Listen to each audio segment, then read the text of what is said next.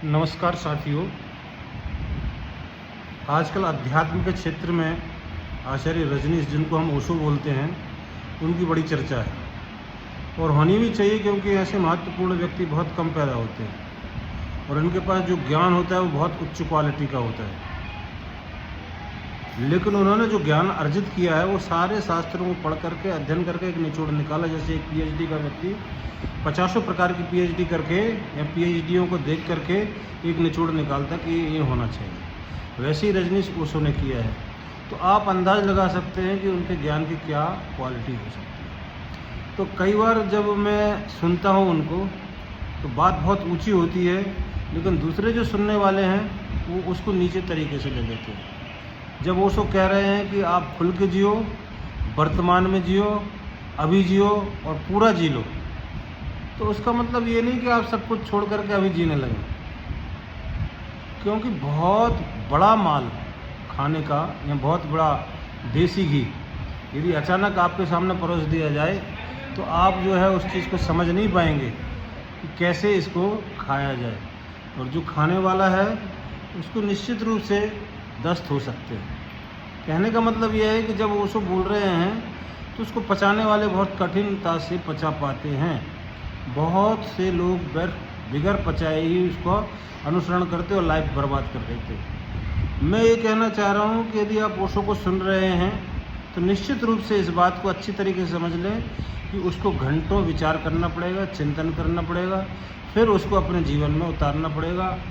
आपने थोड़ा सा सुना और फिर वैसे ही उतारना प्रारंभ कर दिया, वो आप ठीक नहीं है। उसको पहले समझना है, कई दिन समझना पड़ेगा कि कहा है तो क्यों कहा है। कई बार अति उत्साहित होकर के उसको अपनी बात कह देते हैं, वो लोग नहीं समझ पाते। तो मैं ऐसे संतों को प्रणाम करता हूँ जिन्होंने इतना ज्ञान अर्जित किया है।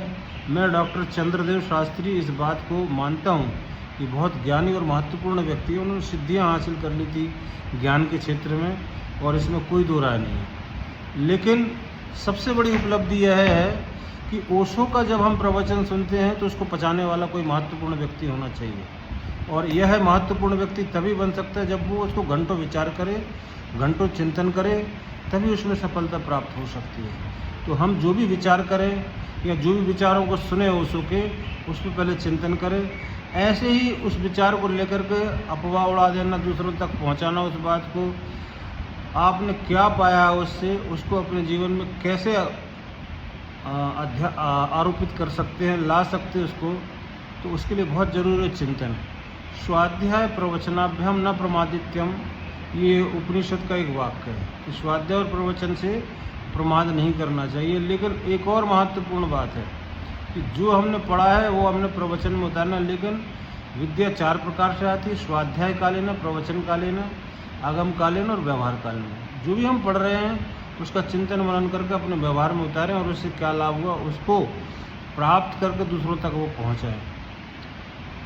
इसलिए मैं यही निवेदन करना चाहता हूँ ओशो रजनीश के सुनने वालों से कि आप एकदम उत्साहित ना हो, प्रवचन को सुने, ध्यानपूर्वक सुने और उसको अपने जीवन में उतारने का प्रयास करें।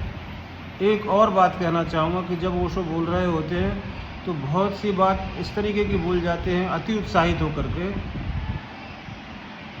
कि आप ऐसा समझ सकते हैं कि आप निर्णय नहीं कर पाएंगे कि सही है कि गलत है।